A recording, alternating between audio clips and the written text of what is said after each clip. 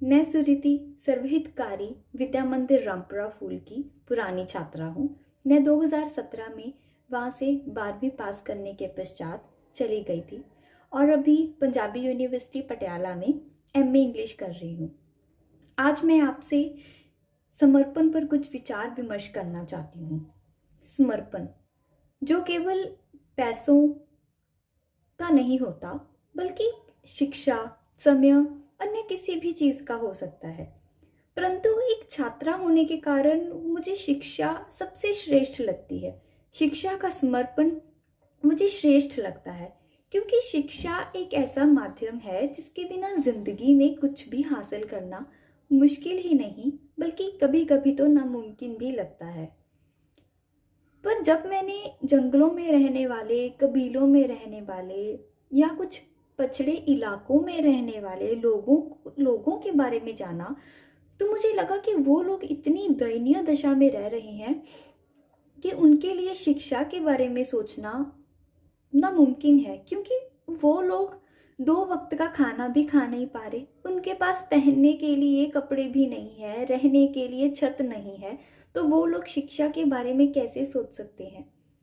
तो उन लोगों की मदद करने के लिए हमारी सर्वहितकारी संस्था ने प्रण लिया है कि वो उन लोगों तक धनराशि या अन्य जितनी भी इस्तेमाल की वस्तुएं होती हैं वो उन तक पहुंचाएंगे, जो कि बहुत ही पवित्र कार्य है।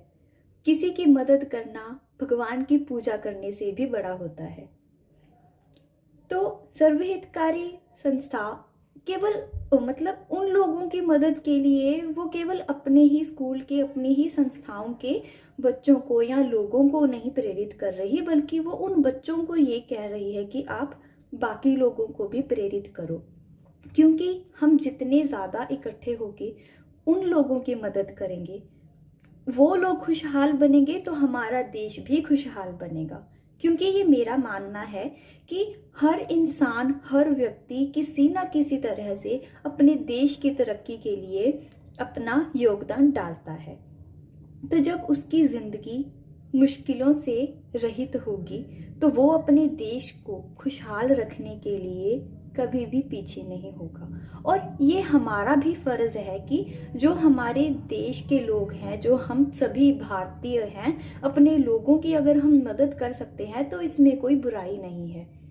तो हमें, जब मैं स्कूल में थी तो हमें ये समझाया जाता था कि अगर आप छात्र हो, अभी आप पढ़ रहे हो, तो आप अपनी पॉकेट मनी में से कुछ हिस्सा, जितना भी आप चाहते हैं, आप उन लोगों की सेवा में लगाओ। अगर आप कमा रही हो तो अपनी आमदन में से कुछ ना कुछ हिस्सा, जितना भी आपका मन करता है, वो आप उनके लिए समर्पित करो। इनसे उनकी मदद भी होगी और आपके मन को एक सुकून भी मिलेगा। आप लोग सोच रहे होंगे कि मैं बार बार धनराशि के बारे में क्यों बोल रही हूँ, मैं बाकी चीज़ों के लिए अन्य शब्द को क्यों यूज़ कर रही हूँ। अन्य शब्द का मतलब यहाँ कपड़ा भी है। ओके, तो मैं ये कहना चाहती हूँ, हम अगर ध्यान से देखें, अगर हम उन्हें शिक्षा देना चाहते हैं तो शिक्षा के लिए शिक्षक की ज़रूरत होगी।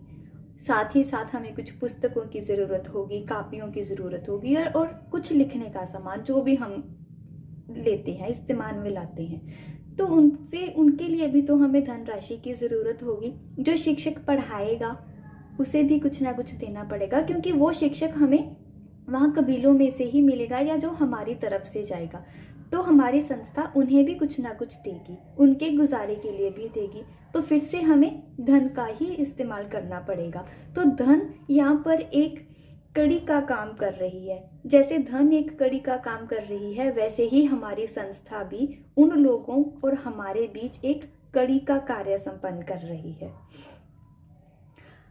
और हाँ, एक बात और कि ये मेरा कहना है, ये मेरा विचार है कि हम अपने लिए तो कुछ ना कुछ करते ही हैं, लेकिन क्यों ना एक बार हम उन लोगों के लिए कुछ करके देखें जिनकी दशा दयनीय है। क्योंकि किसी के लिए जब हम कुछ करते हैं, खुद से ऊपर उठकर करते हैं, तो वो हमें एक स्वर्ग सा एहसास दिलाता है।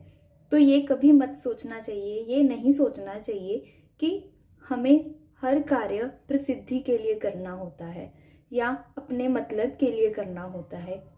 कुछ कार्य इंसानियत के नाते भी किए जाते हैं जिनमें कुछ बुराई नहीं है। वो कार्य भगवान की पूजा से भी ऊपर माने जाते हैं। धन्यवाद।